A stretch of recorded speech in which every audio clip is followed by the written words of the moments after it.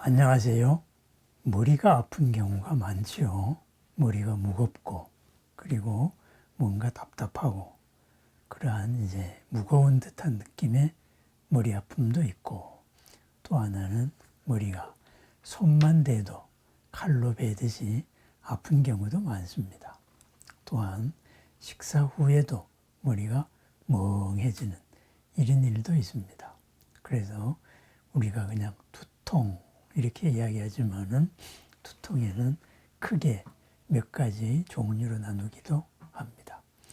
첫 번째는 이제 긴장성 두통이다 이렇게 이야기하죠. 긴장성 두통이다 했을 때는 바로 머리의 근육이 긴장되어서 두통이 생기는 경우죠. 마치 머리에 띠를 두른 듯이 바로 돌아가면서 아픕니다.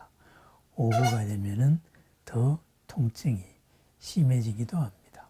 스트레스를 받았다거나 또는 피곤했을 때 이런 경우가 많이 있습니다. 그래서 이 머리 표면의 근육이 긴장되어서 오는 두통이죠. 물론 이런 두통일 때에는 머리 내부에서도 뭔가 좀 혈액순환이 덜 되는 거죠. 막지는 않습니다. 다만 표면적으로 볼 때 머리 근육이 긴장되어서 긴장성 두통이다. 이렇게 이야기합니다. 그 다음에는 이러한 것이 심해졌을 때 바로 나타나는 것이 편두통입니다.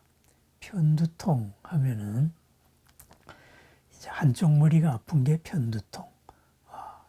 그것이 아니고 머리가 마치 이제 심장이 뛰듯이 혈관이 톡톡 뛰듯이 그렇게 오는 두통을 말합니다. 이런 때에는 바로 구역감이 나기도 하고 그리고 뭐 여러 가지 이제 머리 내부에 압력이 심하게 높아져서 오는 바로 머리 내부의 혈관이 확장, 긴장되어서 오는 그러한 두통입니다. 그러면 머리 내부의 혈관이 더욱더 긴장되면 어떻게 될까요? 압력이 높아지는 거죠. 그 압력이 높아진 다음에는 바로 여러 가지 혈관에서의 큰 일이 일어날 수도 있습니다. 그래서 머리가 마치 심장이 뛰는 듯이 혈관이 팔딱팔딱 뛰면서 아프고 구역감이 난다. 이럴 때에는 빨리 병원을 찾아야 될 증세의 하나입니다.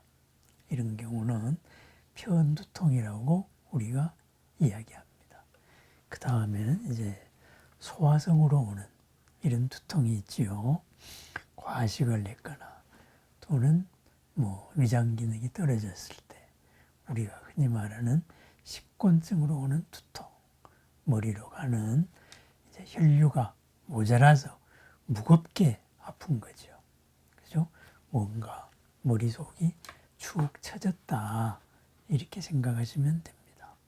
그 다음에는 뭐 혈압이라든가 수면 부족이라든가 또는 뭐 카페인 이런 것들의 금단 증세로도 머리가 아플 수 있습니다. 어쨌든 대부분의 경우 머리 아픔의 경우는 바로 긴장성 두통이 많습니다. 근육이 원인은 어찌되었든지 간에 결과적으로 보면은 머리의 피부, 근육이 긴장되어 있다. 그래서 아픕니다. 그러면은 이런 경우에 어떻게 해야 될까요? 이것을 한방에서는 또 어떻게 생각하고 있을까요? 한방에서는 이것을 바로 감정에 의해서 스트레스에 의해서 생기는 경우 이런 때에는 간의 기운이 좀 울체됐구나 막혔구나 이렇게 이야기합니다. 이런 때에는 특징 스트레스로 인해서 오는 간기 울혈이다 이렇게 분류하는 특징은 머리의 좌우에 통증이 오고 그리고 눈이 충혈이 오고 또 하나는 감정적으로 여러 가지 분노의 상황이 있는 거죠. 그죠? 그 다음에는 소화성으로 올 때 바로 비위허약형이다. 이렇게 말하죠. 이런 때는 소화성으로 기혈이 좀 모자라서 온다. 식사 후에 식곤증, 머리가 무겁다. 이런 경우가 말하겠습니다. 다음에는 어혈성으로 오기도 하고 또는 습담이 막혀서 오기도 한다. 이렇게 해서 나름대로 분류를 하고 거기에 여러 가지 처방이 있게 됩니다. 바로 비위의 탁함이 머리로 올라왔다. 이렇게도 말하고 간기가 울열되어서 머리로 가는 기의 흐름을 막았다. 이렇게 말합니다. 그러면은 이런 경우에 우리가 일상적으로 할 수 있는 것은 뭐가 있을까요? 가장 첫 번째 방법이 바로 태양혈을 자극하는 겁니다. 태양혈, 그죠? 눈에서 요 관자놀이죠. 눈 옆으로 돌아가면은 쏙 들어간대. 옛날에 갓을 썼을 때 그 관자가 닿는 부분이라서 관자놀이라고 말합니다. 이러한 눈 옆의 관자놀이 부분을 지그시 눌러줍니다. 눌러주다가 보면은 처음에는 무거운 느낌이 나요. 뻑뻑한 느낌이 나요. 그랬을 때 고기를 이렇게 동그랗게 돌려가면서 이렇게 지압을 해주는 그런 방법이 있습니다. 지긋하게 1분 정도, 그죠? 마사지를 하고 원을 그리면서 마사지하고 좀 쉬는 그런 방법을 씁니다. 그 다음에는 머리로 올라가는 이 담적, 그죠? 뭔가가 막혀가지고 하는 것을 풀어야 되겠죠. 막힌 것을 푸는 자리, 바로 그 유명한 뒷머리의 풍지혈입니다. 바람이 연못같이 모여있는 곳이다. 바로 보이지는 않는데 작용만이 있는 곳. 거기를 자극을 하면은 바로 머리로 올라가는 길이 열립니다. 그렇습니다. 요 귀에서 요 귀 뒤로 가면은 톡 튀어나온 뼈가 있습니다. 그 뼈 옆으로 돌아가면은 바로 온폭 들어간 데가 있습니다. 거기를 이렇게 엄지손가락으로 이렇게 잡고 지그시 눌러주는 것도 좋고 또는 두 번째와 세 번째 손가락으로 귀 옆으로 해서 쏙 들어간 풍지혈을 이렇게 자극을 해줍니다. 어떤 효과가 있느냐? 머리로 가는 피의, 혈류의 바로 흐름을 촉진시켜주는 거지요. 그죠?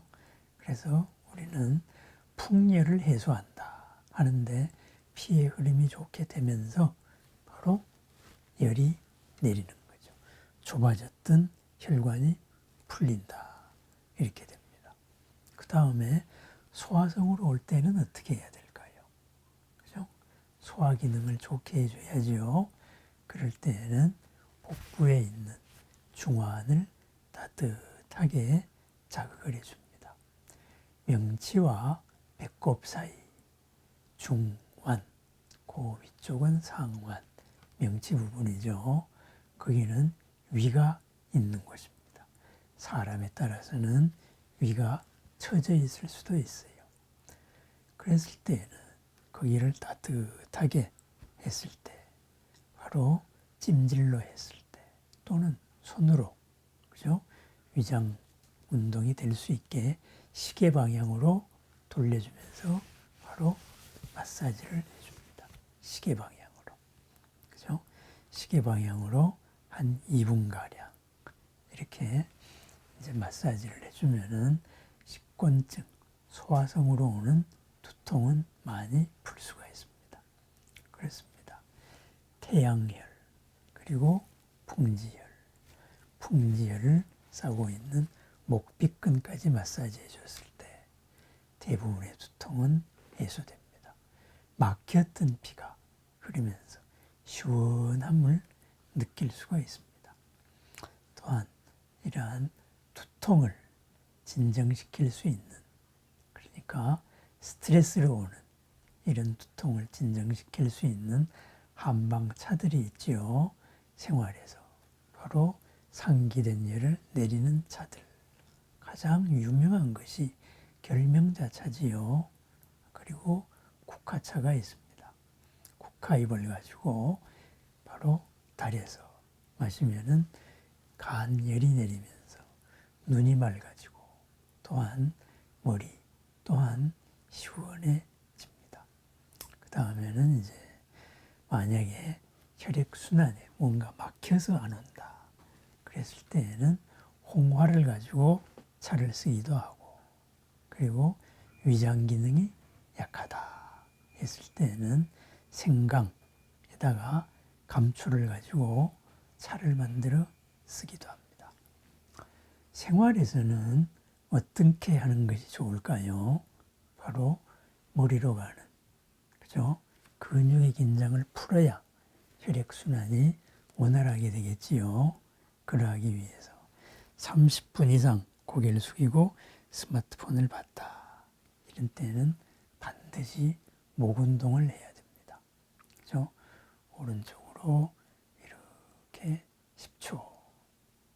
다시 왼쪽으로 10초.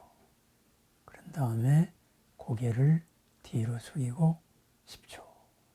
30분에 한 번씩은 목 운동을 했을 때 목의 근육이 풀리면서 머리로 올라가는 혈관의 긴장을 풀죠.